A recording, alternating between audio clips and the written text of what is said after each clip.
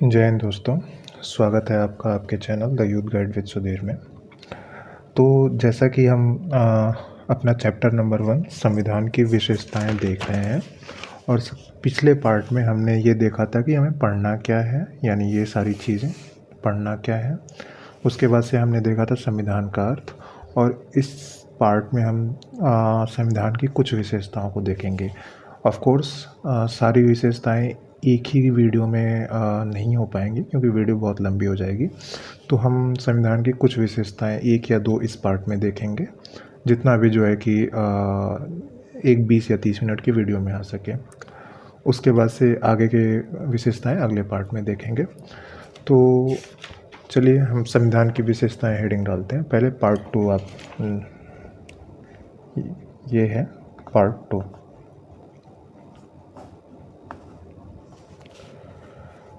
संविधान की विशेषताएं।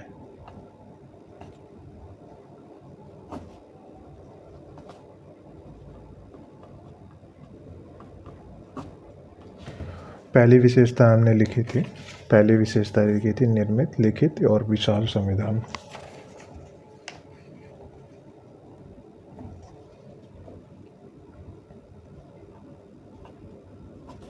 निर्मित, लिखित व विशाल संविधान।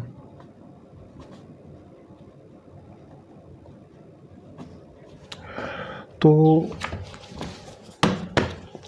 एक चीज़ आप समझिए, जो भी विश्व में संविधान है, जितने भी संविधान हैं, उनको 2 भागों में लिखने के माध्यम, लिपिबद्ध करने के आधार पर 2 भागों में बांटा जाता है। पहला तो निर्मित, जहाँ भी आपको लिखित निर्मित वर्ड दिखेगा, जहाँ भी अगर आपको निर्मित वर्ड दिख रहा है तो उसके साथ में लिखित वर्ड ज़रूर दिखेगा। और दूसरे टाइप का संविधान होता है विकसित व अलिखित। ये दोनों वर्ड हमेशा एक दूसरे के साथ ही आएंगे। कभी आप ऐसे नहीं देखेंगे कि निर्मित संविधान हो और अलिखित हो, या फिर ऐसा नहीं देखेंगे कि लिखित संविधान हो लेकिन विकसित संविधान हो। रीज़न क्या है? जो संविधान निर्मित किए जाते हैं उसको संविधान सभा, उस देश की संविधान निर्मात्री सभा एक बार में बैठ करके उस संविधान को बनाती है, निर्माण करती है उसका, और चूँकि निर्माण करेगी तो उसको लिखित रूप भी देगी, एक साथ में ही लिखित रूप देगी। तो जब भी कोई संविधान निर्मात्री सभा संविधान का निर्माण करती है तो वो लिखित फॉर्म उसका रहेगा। और अब जैसा कि आप जानते हैं कि हमारा देश का संविधान निर्मित हुआ है, एक संविधान सभा का प्रॉपर गठन हुआ था निर्वाचन पद्धति के द्वारा, और उसके द्वारा जो है कि संविधान का निर्माण हुआ है। अब जब निर्मित हुआ है तो लिखित उसके साथ में अटैच्ड होगा। विकसित और अलिखित का क्या अर्थ है? अच्छा, अलिखित से आप कभी ये मतलब मत निकालिएगा कि उस देश में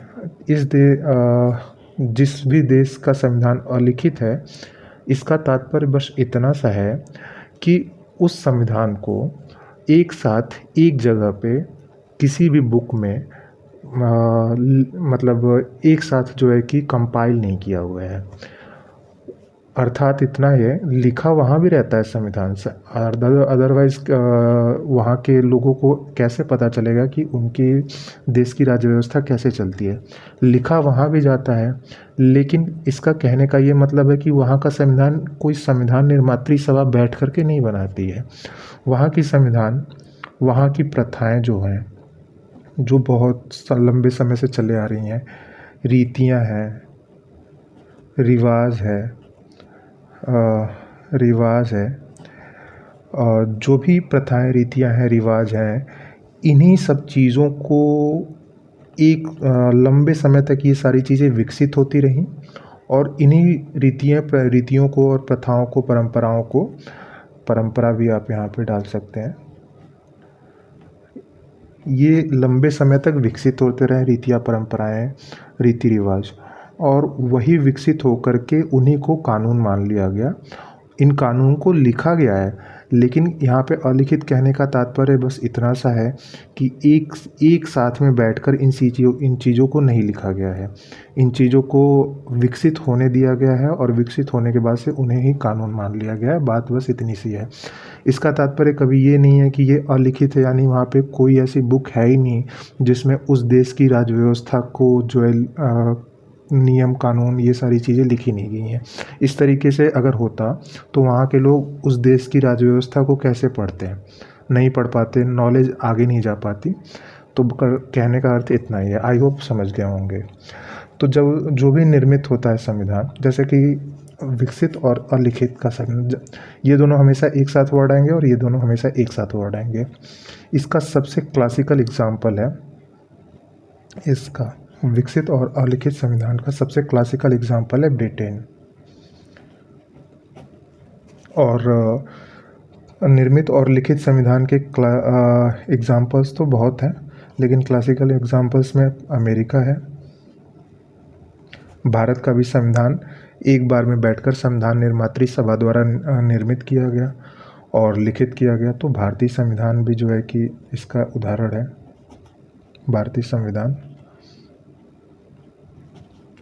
अमेरिकी संविधान और ब्रिटेन का संविधान विकसित और अलिखित संविधान का उदाहरण है। ब्रिटेन का संविधान। अच्छा, भारतीय संविधान को जिन्होंने लिपिबद्ध किया है, मतलब पहली जो मूल प्रति होगी, ओरिजिनल कॉपी होगी, वो किसी ने तो लिखी होगी। तो जिन्होंने लिखा हुआ है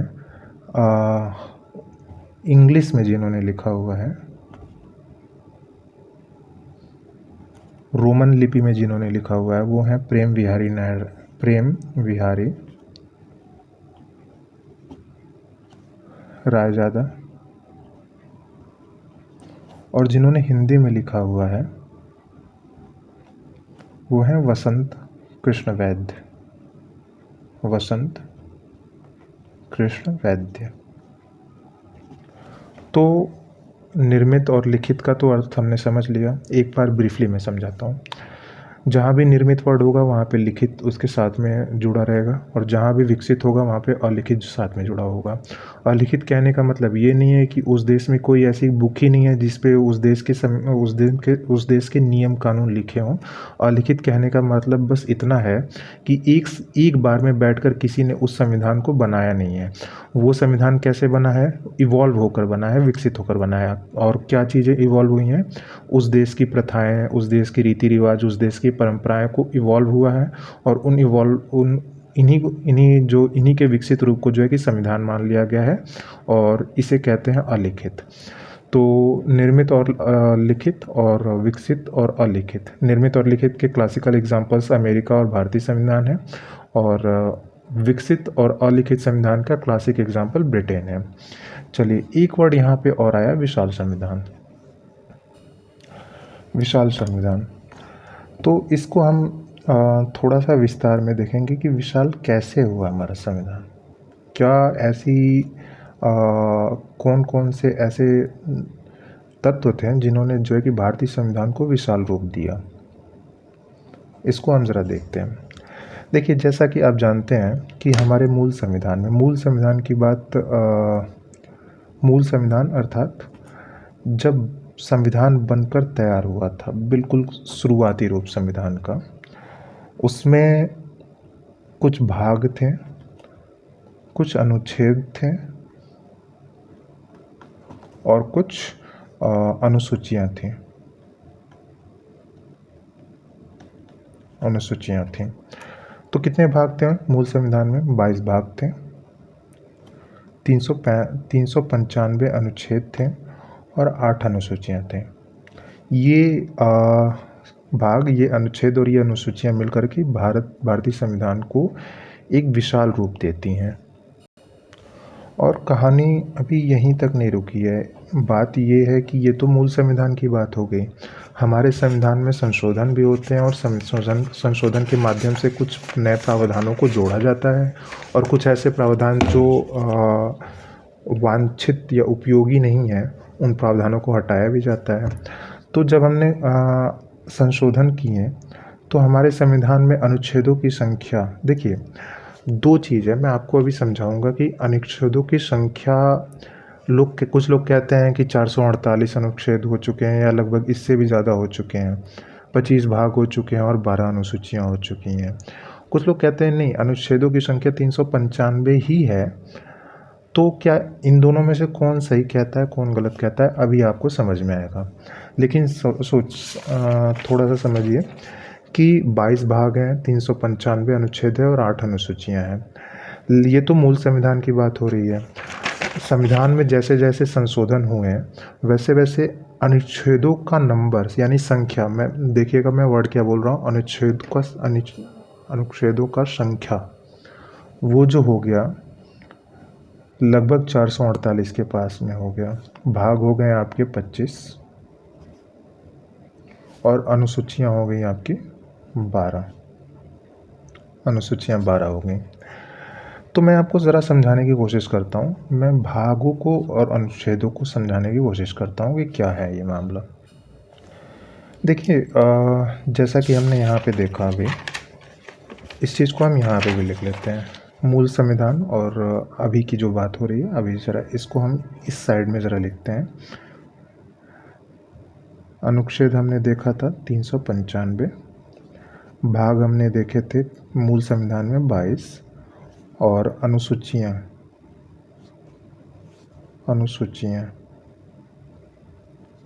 हमने मूल संविधान में 8 देखी थी। देखिए थोड़ा सा कैमरा आउट ऑफ फोकस जा रहा है, क्षमा कीजिएगा, एक सेकंड ज़रा सा। देखिए जितने भी अनुच्छेद यहाँ पे बढ़े हुए हैं, देखिए यहाँ पे कुछ लोग कहते हैं 448 के आसपास अनुच्छेद हैं, कुछ लोग कहते हैं नहीं, अनुच्छेदों की संख्या 395 ही है।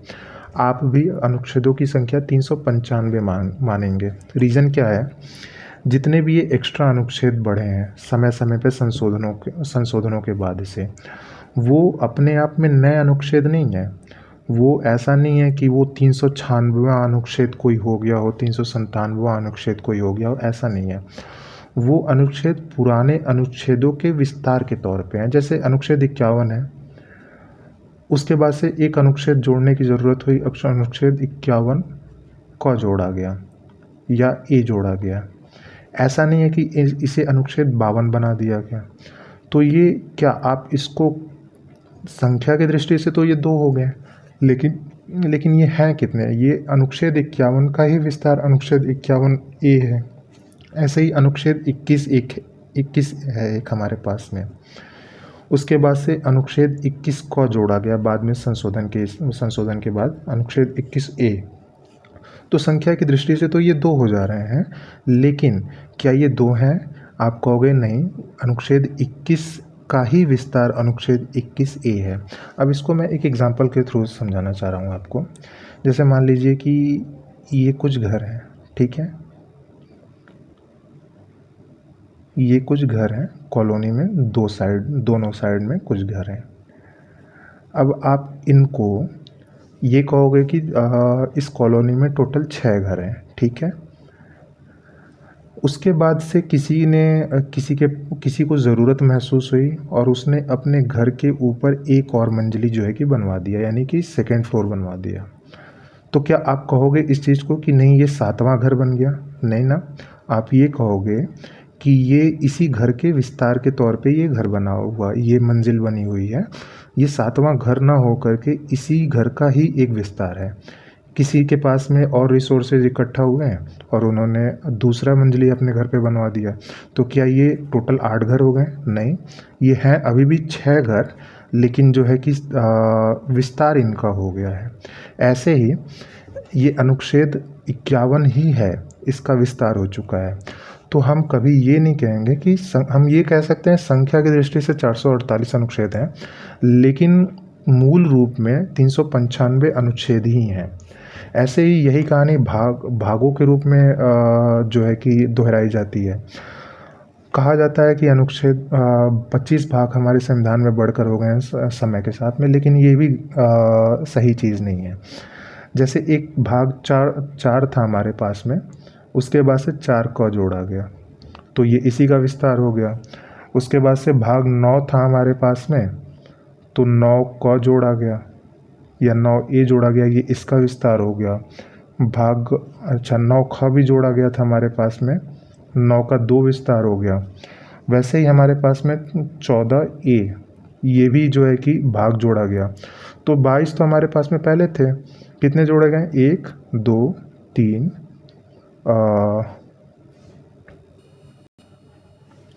4। तो यहाँ पे लोग कहेंगे 26 अनुच्छेद 26 भाग हो गए, लेकिन ऐसी बात नहीं है। भाग 22 ही हैं, पुराने भागों के विस्तार के तौर पे इनको जोड़ा गया है। हाँ, एक चीज़ जो सच है कि लोग अगर यदि कोई कहता है कि 12 अनुसूचियाँ हैं तो वो चीज़ सही है। क्यों? क्योंकि अनुसूचियाँ 8 अनुसूची तक तो ज्यों का त्यों बना हुआ है संविधान में। जो अनुसूचियाँ जोड़ी गई हैं वो 9वीं जोड़ी गई है, 10वीं जोड़ी गई है, 11वीं जोड़ी गई है और 12वीं जोड़ी गई है। तो अनुच्छेद के मामले में कहा जाए 395 अनुच्छेद हैं, तो आप कहेंगे हाँ।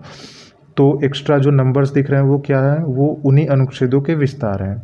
भाग के मामले में आप कहेंगे कि क्या एक्स्ट्रा 26 या 25 भाग हैं? आप कहोगे नहीं। पूछा जाएगा क्यों? क्योंकि जो भाग हैं ना, जो एक्स्ट्रा भाग दिख रहे हैं वो पुराने भागों के विस्तार के तौर पे जोड़े गए हैं। हाँ, अनुसूचियाँ 12 हो चुकी हैं हमारे संविधान में। क्यों? क्योंकि जो नए नंबर जुड़े हुए हैं, 9वीं अनुसूची, 10वीं अनुसूची, 11वीं अनुसूची, 12वीं अनुसूची। तो रियल फिगर ये आता है। देखिए, अनुच्छेद कितने? आप कहोगे 395। भाग कितने? आप कहोगे 22 भाग हैं। और अनुसूचियाँ कितनी हैं? आप कहोगे 8 अनुसूचियाँ। अब ज़रा हम ब्रीफली ज़रा देख लेते हैं कि कौन कौन से भाग जुड़े हुए हैं और कौन कौन सी अनुसूचियाँ जोड़ी गई हैं। इस चीज़ को हम देख लेते हैं। आई होप ये चीज़ आपको समझ में आई हो कि जैसे मैंने घर का एग्जांपल दिया, ये सारी चीज़ें आपको समझ में आई हों कि क्यों ये नहीं कहेंगे कि 448 अनुच्छेद है, क्यों ये कहेंगे कि 395 अनुच्छेद ही हैं। ठीक है, अभी जो नए भाग जोड़े गए हैं ना, उनको देख लेते हैं। जो पुराने भागों के विस्तार जोड़े गए हैं, तो ज़रा एक हेडिंग डालते हैं, पुराने भागों के विस्तार।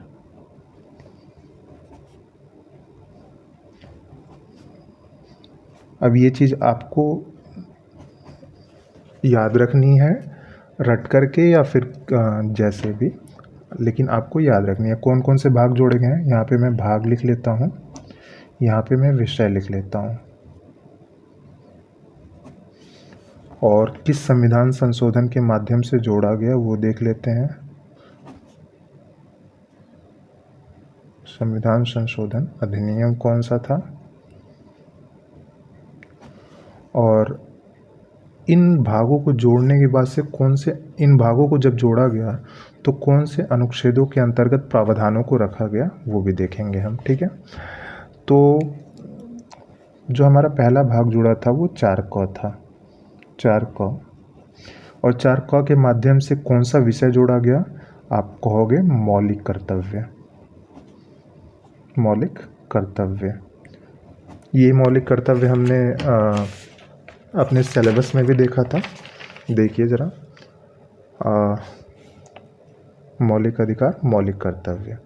तो ये मौलिक कर्तव्य भाग 4क के माध्यम से जुड़ा हुआ है और ये 4क में ही समाहित है। अच्छा, इसको जोड़ने के लिए कौन सा संविधान संशोधन किया गया था? तो आप कहोगे 42वां। मैं पेन चेंज कर लो ताकि थोड़ा सा कॉन्ट्रास्ट इंक्रीज हो। आप कहोगे 42वां संविधान संशोधन।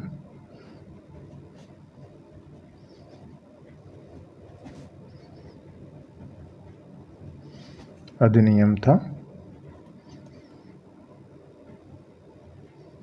नियम था। और ये कब हुआ था? आपको डेट भी याद रखनी है, मतलब वर्ष याद रखना है ज़रूर। 1976, 42वां संविधान संशोधन। अब आपको ये चीज़ हमेशा याद रखनी चाहिए कि 42वां संविधान संशोधन कब हुआ था? 1976 में। और इसके माध्यम से कौन सा अनुच्छेद जोड़ा गया है? अनुच्छेद 51क या 51A। ठीक है, भाग 4क, इसके माध्यम से मौलिक कर्तव्य जोड़े गए। कब जोड़ा गया? 42वां संविधान संशोधन 1976। और कौन सा अनुच्छेद जुड़ा? अनुच्छेद 51A। ठीक है। अब भाग 9 को 9 को इसके माध्यम से नगर पंचायत जोड़ा गया। कौन सा संविधान संशोधन अधिनियम था? 74वां संविधान संशोधन अधिनियम। मैं कॉन्स्टिट्यूशन अमेंडमेंट एक्ट लिख दे रहा हूँ, ठीक है। आप इसको संविधान संशोधन अधिनियम पढ़ेंगे। 74वां 74th कॉन्स्टिट्यूशन अमेंडमेंट एक्ट। और ये कब हुआ था? 1993 में हुआ था। और इसके माध्यम से संविधान में कौन से अनुच्छेद जोड़े गए? अनुच्छेद 243 पी से लेकर के अनुच्छेद 243 जेड जी तक, ये इतने अनुच्छेद इसमें जोड़े गए, जेड जी तक जोड़े गए, ठीक है। उसके बाद से अनुच्छेद 9 ख भाग 9 ख, ये क्या है? सहकारी समितियां हुई, ये सहकारी समितियां हैं। कब जोड़ा गया इसको? 97 कॉन्स्टिट्यूशन अमेंडमेंट एक्ट के तहत जोड़ा गया। और ये कब हुआ था? 2011 में। कौन कौन से अनुच्छेद इसमें जोड़े गए इसके माध्यम से? अनुच्छेद 243 जेड एच, देखिए जेड जी तक तो हो चुका था, जी के बाद एच आएगा। अनुच्छेद जेड जी से अनुच्छेद 243 जेड टी तक जोड़ा गया, ये आर्टिकल जोड़े गए। और अनुच्छेद 14 भाग 14 का आखिरी जो जोड़ा गया है, जो आखिरी भाग है, वो है अधिकरण, यानी ट्रिब्यूनल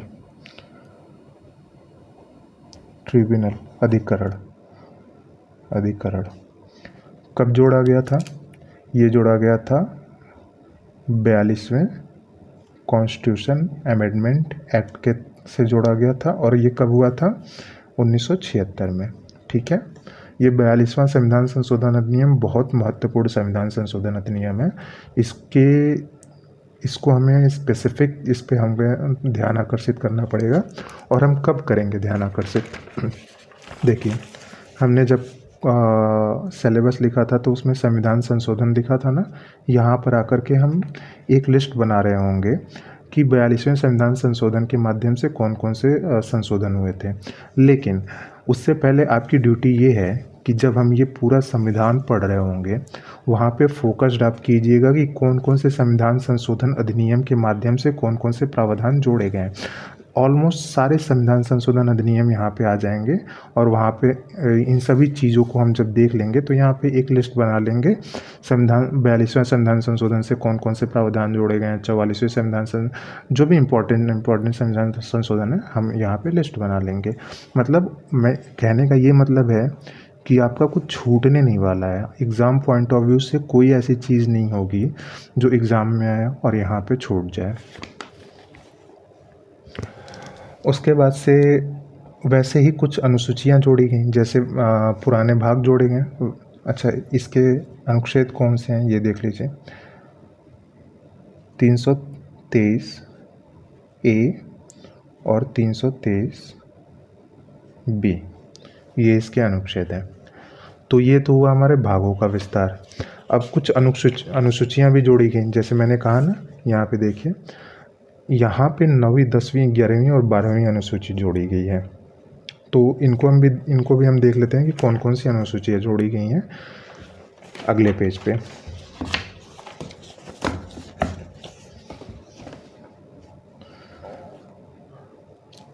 अब यहाँ पे क्या लिखेंगे? देखिए, यहाँ पे हमने लिखा पुराने भाग का विस्तार, लेकिन यहाँ पे लिखेंगे नई अनुसूचियाँ। नई अनुसूचियाँ क्यों? क्योंकि नई अनुसूचियाँ हैं, वो पुराने भागों का विस्तार नहीं है।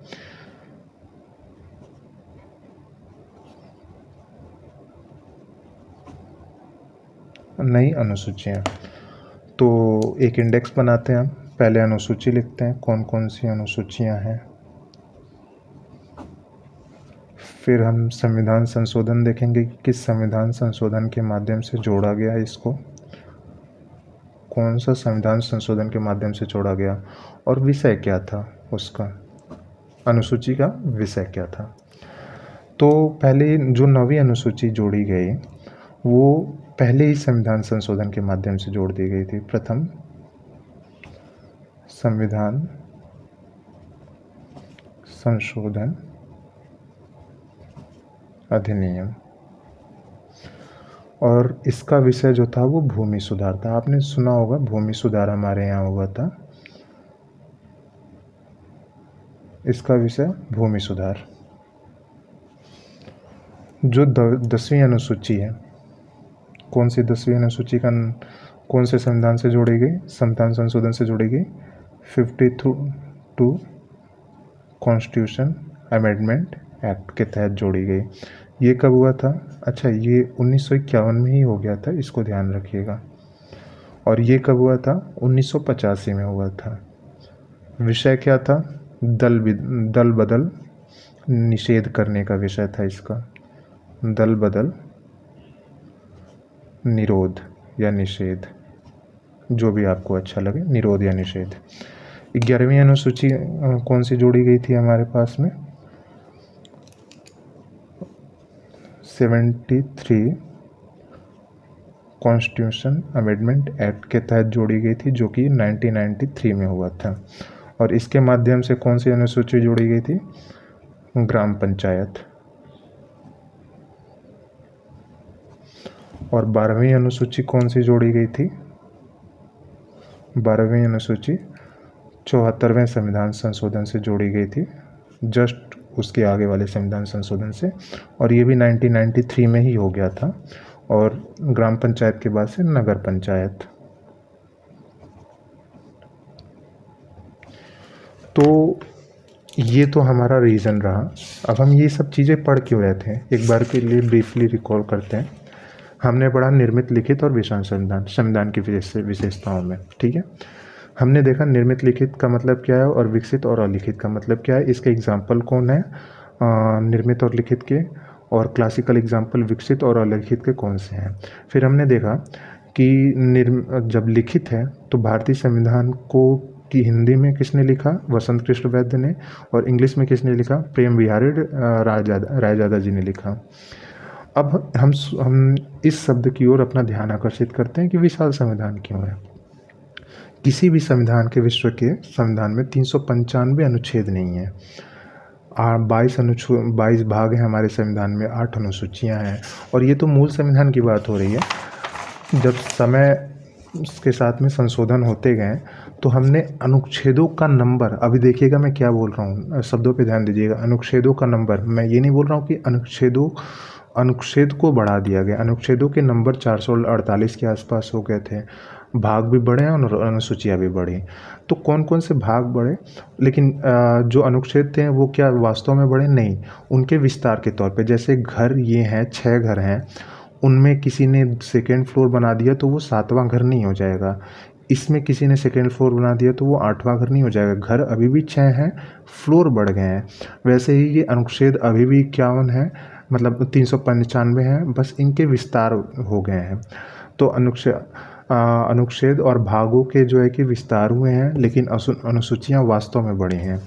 तो हमने देखा कि पुराने भाग, यानी कि जो भाग हैं, जो भी 4 भाग हैं, वो कौन कौन से 4 भाग हैं, उनका विषय क्या था। उसके बाद से कौन से संविधान संशोधन अधिनियम के माध्यम से वो जोड़े गए हैं, और कौन कौन से आर्टिकल जो है कि उसके लिए एक्स्ट्रा जोड़े गए हैं। फिर हम भागों के बाद से हमने अगले पार्ट में देखा कि अनुसूचियाँ कौन सी थीं, उनके लिए संविधान संशोधन कौन से हुए, और विषय कौन सा है। तो हमने एक जो है कि विशेषता को पूरी तरीके से पढ़ लिया कि निर्मित, लिखित व विशाल संविधान। दूसरी विशेषता हम अगले पार्ट में जो है कि लेकर के पढ़ेंगे उसको।